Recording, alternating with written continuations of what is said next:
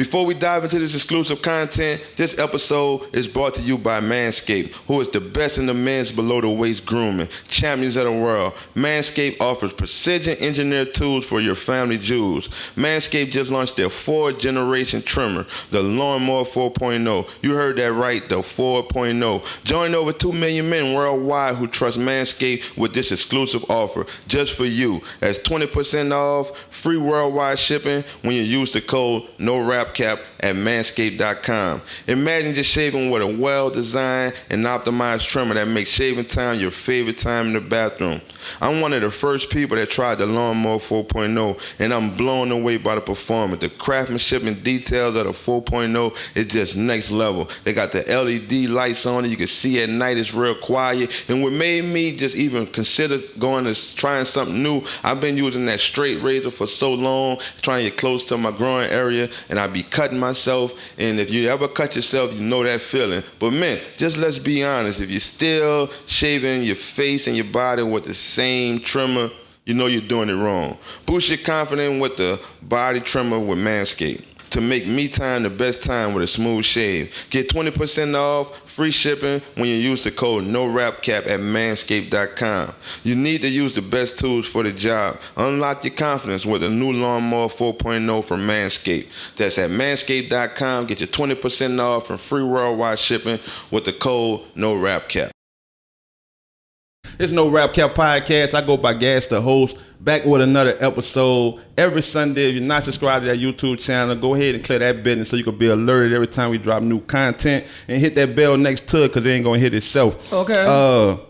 Go to norapcapmerch.com. Get your merchandise if you support our channel. Got a new awesome feature also, Super Chat. So when we premiere and you find our content helpful every week, it's beneficial to you and you support us. Hit that super chat, small donation help our marketing campaign. Now I got a special guest from my era. I did a poll, they've been waiting to see her. First female Cash Money artist. Yes. Got bangers. Smoking herbs. Okay. Creeping. All Why that, you acting funny? Why you acting funny, all that shit. I fucked your man. Fucked them other hoes. What?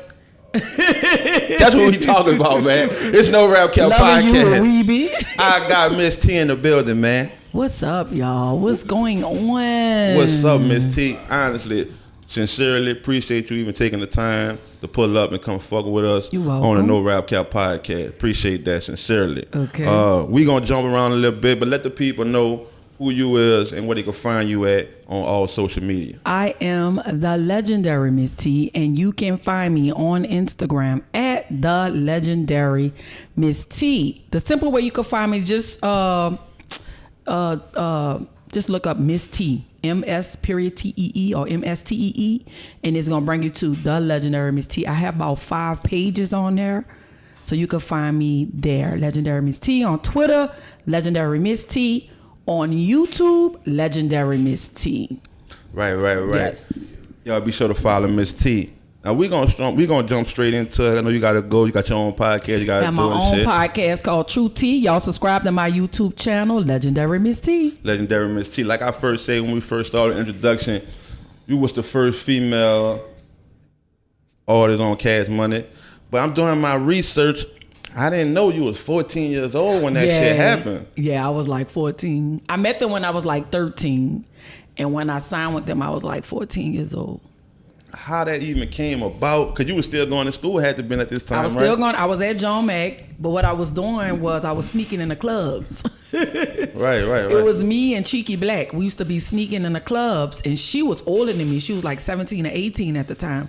So she used to take me to this club called the Big Easy, and they had a talent show up in there. So the talent show, you know, me and her performed. We was like, we had a group together. My name was Terrible T at the time, because, you know, we was trying to be gangster back then. And her name was always Cheeky Black. So we performed, and I was rapping and singing. And she, you know, she kept taking a mic, like hogging a mic. You know how Cheeky is. But anyway, Slim from Cash Money pulled me to the side and was like, I like your voice. Slim, baby oldest brother, Slim. He gave me a card and he was like, man, call me.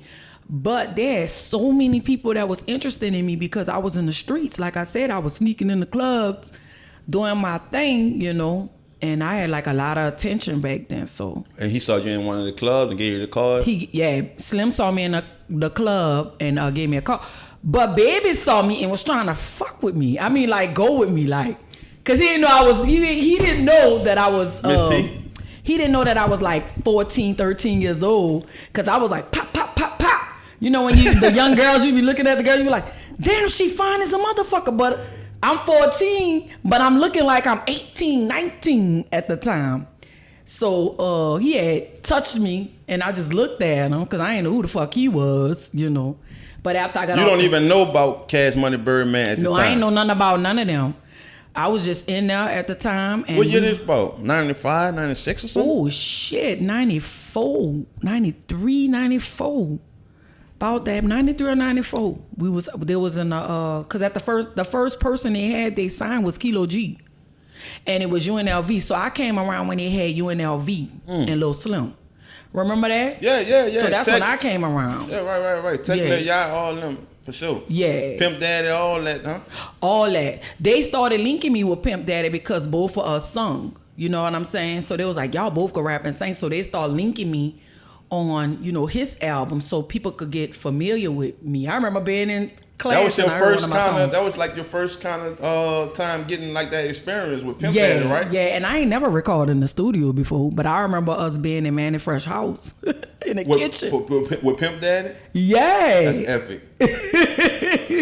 So it's safe to say without Pimp Daddy, there wouldn't be no Miss T, because that's how people really started to hear you? Yeah, well, you could say that. Well, I could say without Cash Money, because when I met them, they like, see Brian and Ronald, they don't like me calling their names, but they genius when it comes to artists. You could tell, like right now, like, you know, Nicki, Drake, and Wayne, like Baby Ben predicted that Wayne was going to be big. Right. He predicted that BG was going to be big, you know what I'm saying? But, you know, but when Juvie came, so it happened, Juvie, the one that blew up, but his other prediction came true. Wayne was that nigga, like, you know. When did you realize that I'm with Cash Money? Like when you got signed, like, cause I'm sure you was 14, you didn't know what getting signed meant. Fuck no. I mean, I was signed, but all I was worrying about is when I'm gonna make money and, you know, stuff like that. Like, I didn't know how important it was at the time, like being with an independent label that was successful. All I know is when I used to ask for money, I used to get the money. Right. You know, I was young, had my own house, had a car, you know, all that when I was young. So it was major. It was major, cause it was major, but I didn't know it was major. That's what I'm saying. Cause I'm a teenager, so I'm still running after my baby daddy. Like, I was doing all kind of shit, but wasn't really serious about the career part because I didn't know how serious it was at the time. When you feel like you got serious, like, man, I need to step back, take a break, like I need to get shit in order. Like when the fuck they blowed up and I left. You left before they blowed up. I left before they blew up, but the deals that was on the table was because of me and UNLV and BG, because we the ones that still was selling the records. So they have a lady right now named Wendy Day. She still talk about this. I don't know why, but she like, you know, you was on the table for that deal, that Cash. Because remember, it was Tommy Boy at first before it was Universal, and then it was Universal. So at that time, I had kind of part ways with them because I ain't like my treatment. Right. Because that's what I was about to say. Like, they blew up when Juvie blew. Right. And you hadn't already left. So I left, but at the same time, I was a part of those deals. Right. That's what I'm saying. In order enough for you to get a deal and get these millions and shit, you got to have somebody with the proof of concept selling records and selling units to even be interested in giving y'all a deal. Right. And that's what you were saying. That was us, you and UNLV. And BG. We sold a lot of records. But you had to fuck around and left. But I didn't understand. You know, like, I'm young. I'm a teenager. I ain't understand. All I know is if Baby ain't buy me this certain car that I wanted, I'm out. If you don't give me this, you know, like a teenage brat. That's what I was. So I didn't really understand the concept until I got older. You know what I'm saying? I had Mr. Meena in here from Partners in Crime, and I asked him the same thing. Did you do you regret that shit, or look at yourself like sometime like, damn man, I'd be right now chilling with Nikki doing the song if I would have. So do you think about that shit like, man? I do. I think about it, but I also came to terms with your timing, and I would have been fucked up. Just imagine a little girl, 14, 15 years old. You got all this little fame. You're getting a little money, like ghetto success. You with a guy. He's a teenager. You're getting your ass beat. He whooping your ass. You're going through so much. Your mama not there. Your family not there. Your dad ain't around. You don't have nobody but these guys. And every time you need money, your mama saying you better ask baby. So you don't have the love that you need. You don't have the guidance that you need. And then when you have a baby at 15, all they telling you is, bitch, you grown. So you had to figure out everything yourself. So when you fucking with a nigga that's on drugs, he don't got his shit together, so he can't guide you. So you going off your friends, you going off people telling you what to do when you really don't know. You know what I'm saying? So at that time, I was so fucking lost. so right now you do be like, damn man, I said no, because of the simple fact I did, but I don't now because I wouldn't be educated like I am, like far as the music business, like knowing publishing. And even though you left, it is somewhere still in there to make a motherfucker think. Like even though I left, I was down to the max, and this was my team, this was my family. Do you somewhere in your head you still could have reached out once y'all got that deal? Y'all still could have reached out back. They could have, but I think baby hold a lot of resentment. And he told me if I leave, because I used to always have this thing where I leave and come back, leave and come back, leave and come back. And I guess he just got to the point where if you leave again, bitch, I ain't fucking with you. You know what I'm saying? And that's what happened. But me, being a woman that I am now, I thought that we were family. For real. I ain't think that, because even though I left, I still made money for you niggas. You know what I'm saying? And you was able to get the deal that you got to where it be Drake and Nicki right now. Y'all really treated me right because y'all didn't. I wasn't really getting paid what I was supposed to get paid. You watched the Birdman that recently interview? No, I have no comment. Big facts? I don't care.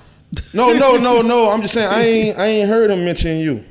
He never mentioned me. That's what I was about to say. Yeah, he never mentioned me. Like he want me to be like I'm not gonna make it. I ain't going nowhere, and this bitch crazy or whatever. But it's all good. Like I don't really trip off it because I feel like I needed to leave.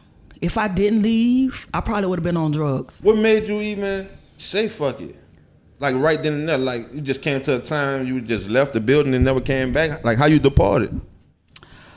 How did I depart? I think I was texting him about money, some of royalties that he was supposed to give me, and I didn't get it, and I was like, fuck it, because he was like, I don't owe you nothing, because sometimes people feel like when they do shit for you, like they own you, and bitch, you gonna do what I say. If you don't do what I say, bitch, fuck you. So I think that's what kind of. I even had a talk with Slim. I talked to Slim, and I was like, it's fucked up that I was with y'all, and I can't even get in y'all parties. You know what I'm saying? Like, I used to be so hurt about that because I feel like y'all told me I was y'all family, but... Well, like, ban you at the door type shit? Not ban me at the door, but, like, I'm waiting in a long motherfucking line. Y'all got people y'all just met because y'all own. They walking right through this bitch, you heard me? So that's how I kind of figured that baby don't have the love for me that he said that he do because there's still a lot of animosity towards me, so... And then you was young, fuck. Yeah, then I was real young, I don't have any I commend you on that. Being 15, going through that, still in school, having a kid, and you figured it out. You survived through all that shit. I did. You figured it out, so I commend you on that. I did because I started hanging with like older people, and I had like mentors and shit that'll tell me the right thing. And at this point, when I saw that they did blow up, I used to run after them like still trying to get with them and shit, and they gave me the cold shoulder. I will never forget that. Nigga, look what a nigga, this what I'm saying. This what I'm saying of what a nigga do though. Stay like he'll be like, come meet me, da da da da. You'll go meet him, nigga, bring it to his house, show you how he living, but will laugh at you at your situation. You know what I'm saying? So I definitely know the love he said, that ain't no love. You don't, even if it's friendship, you don't treat your people like that. Like, bitch, look what you missed out on if you would have listened. I feel like sometimes baby got a control thing. Like, he want to control everything around him, and that's fine, you know. But to this day, I don't think he said he forgave me, but he did me shit too. He ain't never apologized to me. Right. Fast forward, what's some of the good times that you had though? The good times was, even though I wasn't getting what I felt like I was supposed to be getting, the money, like you could just go and be like, look, I need you to pay my rent, you know, boom. Then when I wasn't fucking with them, I still could go to them. Like when Juvie came out with G Code, he was like, look, he said, you could come, you and your friend could come, you don't gotta bring no clothes, I got you, da da da da, you know, they'll take care of everything. So that shit was good, you know, but just fucking up a bitch reputation and saying she hard to work with and this and that, like, excuse me, just really doing a bitch dirty. And soon as I have an opinion about it, I get checked by your family meet. Right, but at the same time, that nigga hate me.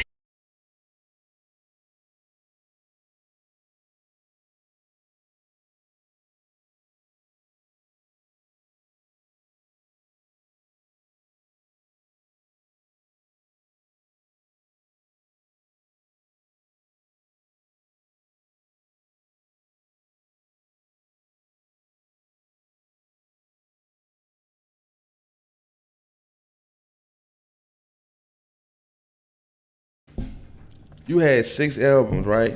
Correct? About six albums? But I had about 6 albums, but I had 2 with them, 3. With I had 1 maxi single with them, but that was an EP, and I had 2 full albums. I had Having Things. That's the one that had If You Don't Trick, Don't Fuck Him, or Hit the Road, nigga. And then the last one I had was Creeping. That was the shit. Yeah, that was the one. I scanned 10,000, like locally in New Orleans. That was a lot. Because you know they wasn't bootlegging back then. Right. Today, you could still walk in the club and you might get lucky, and before you go out there, and the Miss T song gonna come on. Yeah. Right now in New Orleans. In New Orleans, yeah. One of them. What was your favorite song that Miss T ever came out with? Oh Lord, I ain't like Creeping. You ain't like Creeping? Fuck no. I ain't like Free Your Mind. The songs I be liking, that don't be the ones that be hitting. That's how it go. You know.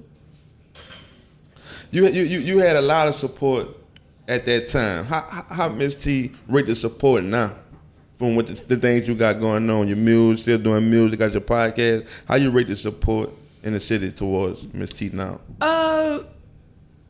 It's so, but I'm still grateful, because who could say that they still getting booked for songs they did 20 years ago when they was a teenager? For sure. They booked me off for all old stuff. If I come out with new stuff, cool. But they be like, bitch, I want to hear Creeping. Right. I just played Thibodeau. They love me in Thibodeau. And I've been doing like a lot of parties and stuff like that. So when you be performing and the motherfucker be singing that shit word for word, how that shit make you feel? Good. That you had a concept and you wrote it, and then everybody gravitate to it. So that's kind of dope. I like that. Right. Listen, Misdemeanor, PNC, Miss T, Why You Acting Funny? I'm in Teen Summit. I'm there. When that Why You Acting Funny came on, this shit was crazy. I know. We had a deal on the table too. Man, they had like, I'm young at the time, so they still, if I had to guess, it had to be about 40,000, 50,000 people in there. Oh yeah. That's when they bought No Limit up? Yeah. That time, yeah. Hey, when that Why You Acting Bad, Why You Acting Funny came on, I know you felt that shit. Like, what your reaction was when you... Actually, when Why You Acting Funny came on, when it came out, everybody thought it was my song. Everybody thought I had so many labels trying to sign me at the time. They thought they had a nigga that wanted to give me 10 bands up front to sign with him. Cause they thought it was my song.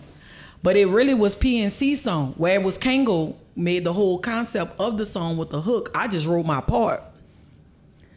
So everybody thought it was my song. I take over songs like that. I don't know why. Cause Weebie song Loving You, they thought that was my song and it wasn't. That kind of helped Weebie get a known also too. Yeah, right. It did. For sure. Rest in peace to Weebie. Good boy Weebie. If somebody watching our podcast and they wanted to support Miss T, what they could do? Oh, support me how? Like on anything you got going on, your podcast. Oh yeah. The podcast on whatever you want. Man, I'm trying to get the numbers up on my podcast. I need y'all to subscribe to Legendary Miss T on YouTube. Or you could go to www.legendarymist.com and go to Facebook. You know what I'm saying? Or hit me up on my Instagram, The Legendary Miss T, THE Legendary Miss T. All right, so go ahead. We was talking. I don't know what happened when we stopped. If you had one thing you could change from then to now, what would it be? Nothing.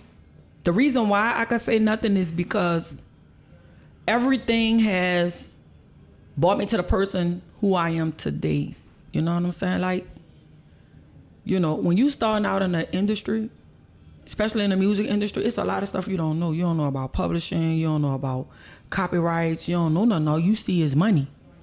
You know what I'm saying? So I know a lot now. I don't think I know it all, but I know enough to have my business and my affairs, you know, straight.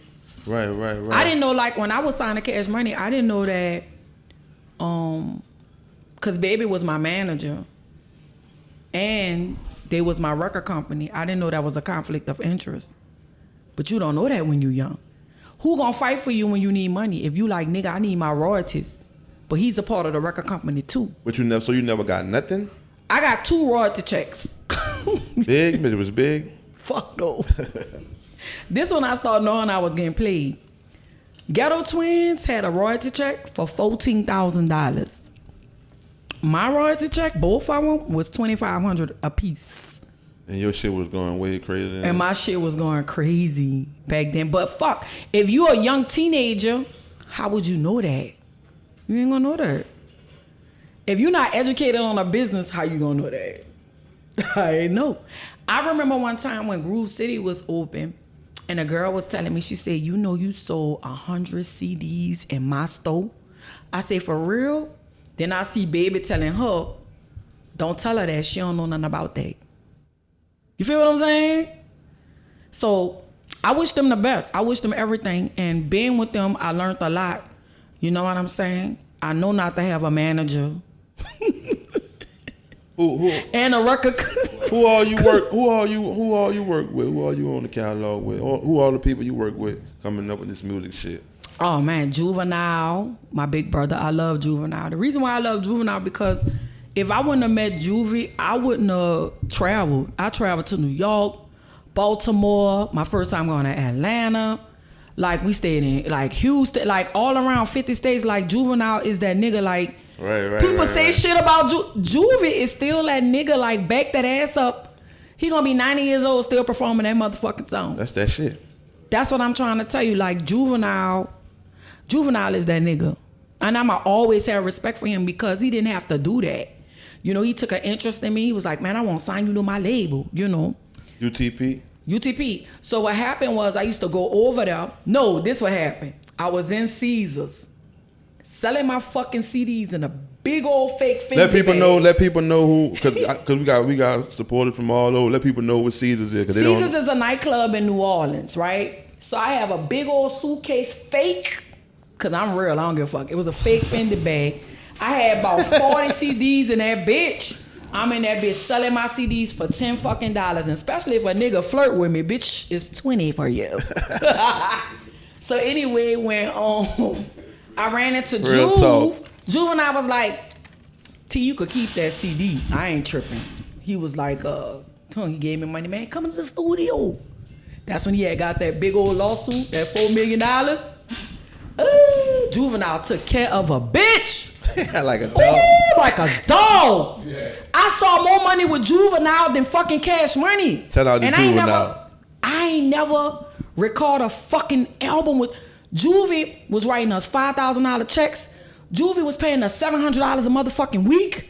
Juvie had got to the point where he was A&R for Atlantic. Man, Juvie's still that nigga. Juvie still got a good heart.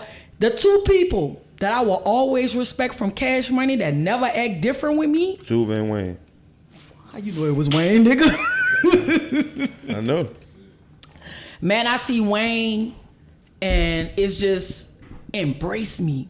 Then he called me my nickname Twelly, that they always call me. My daddy gave me that nickname. So it be love. He take pictures with me. He talked to me. Even when we did, remember we did Louisiana Fest? What year that was? That was 15 or 16. That nigga did Why You Acting Funny with me on the stage. That nigga was following me on the stage. What was the most exciting time Miss T had from the time you started until the time you sitting in the chair in music? What's the most exciting time? The most exciting time was, I have a few. Louisiana Fest, because nobody knew I was there and nobody knew I was coming fucking out. I had motherfuckers sick. When you came out that When I bit? fucking came out, you heard me? They was like, oh my God. Even my brother, rest in peace, 6-1 Pook. My brother, look, he was in the audience. He didn't even know. Because it was like, shh, shh, shh. Like, the only person knew was me and my cousin. My cousin was a hairdresser. She bought me there. She made sure I was straight. She got my wardrobe, my makeup, everything. We was in that bitch. That was the best one because Drake was there. Remember when he did the diss about Meek Mills? Oh yeah, that was the one. That was the fucking one. That's the one you came out? I did the second one, and the second one I had came out with PNC and did Why You Acting Funny. But that first one was everything. They said I was trending. I didn't even know what the fuck that was. Stop playing. Nigga, I did Free Your Mind, Creeping, and Why You Acting Funny. You definitely was trending. Nigga, I did Free Your Mind where I went and put that bitch under my publishing now.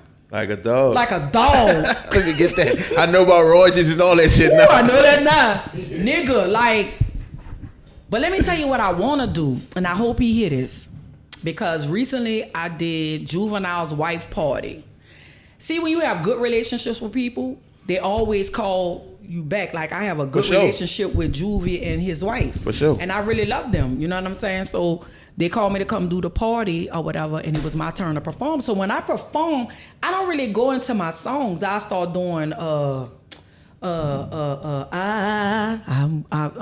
so in love with you. So I'm doing all the old songs with the beat. So I'm in that bitch, and I told your boy Flip said, Fred, what's up, Fred? I said, Fred, play that beat for me, right? Put them girls to bed. Hold up. Fred ain't play that beat. Guess who stayed on the motherfucking stage and beat for me? Manny fucking Fresh. You hear that? So I started, Manny Fresh, keep playing that song. I just went all the way back. Yeah. I would love to do another album with Manny. Like, I really want to do that. And what really inspired me to want to do that, I saw Jennifer Hudson, the movie Aretha. It was just so fucking soulful. You heard me? I'm like, man, if I get with a producer that I know me and know my voice, because he was with me, you know, when I was young. So I remember he pulled me on the stage one time and was like, Miss T is one of the persons I did a beat for, you know? Right. So I wish that happened. I believe in manifestation. I believe you put it out there, to happen. So I fuck with Manny. I love it. You and Cheeky Black was real cool, huh? Man, Cheeky Black was real cool. But then y'all started beefing. And then we started beefing. Right. Now look, I tell this story. I tell her I think she was beefing with me because she thought I was fucking a nigga. Pimp Daddy. Yeah. But I thought y'all had y'all was cool. I thought y'all had messed around or something. Y'all never messed around. I never messed with Pimp Daddy. I was so in love with Dolomite. Hustler, hustler, here we come, red rum. I was so in love with him, ain't no nigga could touch me. But then he got killed, right? He had got killed because he had got into an incident with the girl he was fucking with. Her brother killed him, and they mixed it up in the paper. Like it was you? Like it was me. And my brother was too young at the time.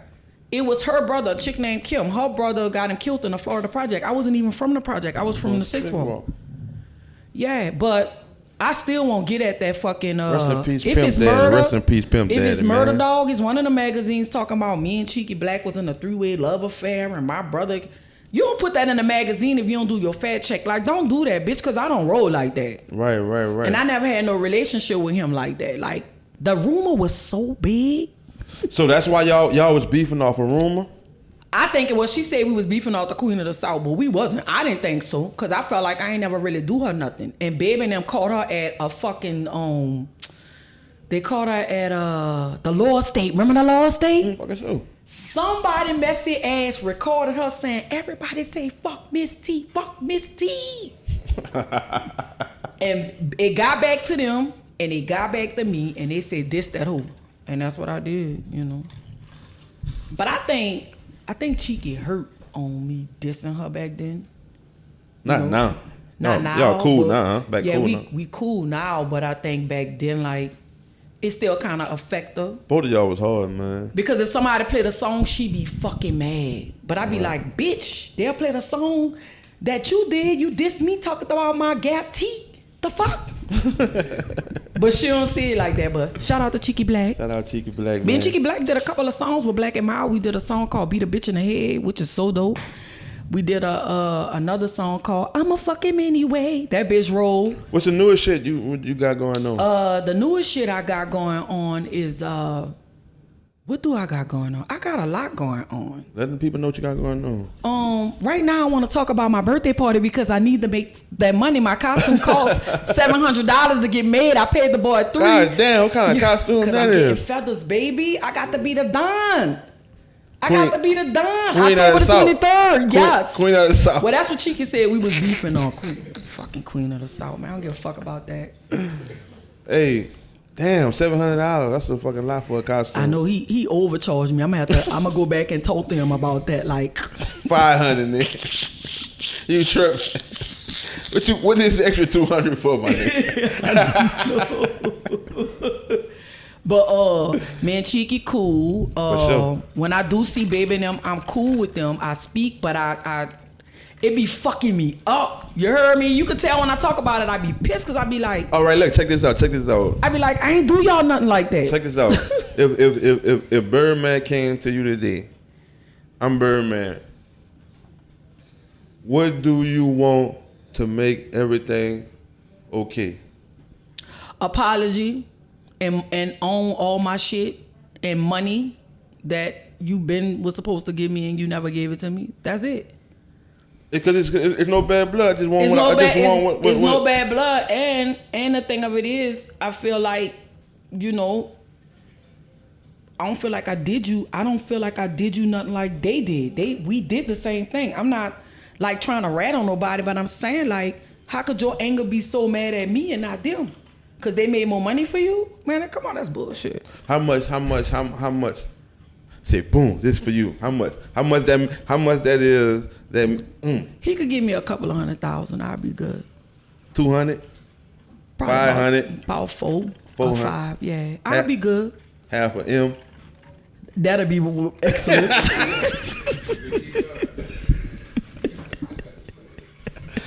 We fuck with you, dog. Bruh. That's what it is. One thing people don't know about me, and I told them that in the beginning, I was like, I'm goofy as fuck.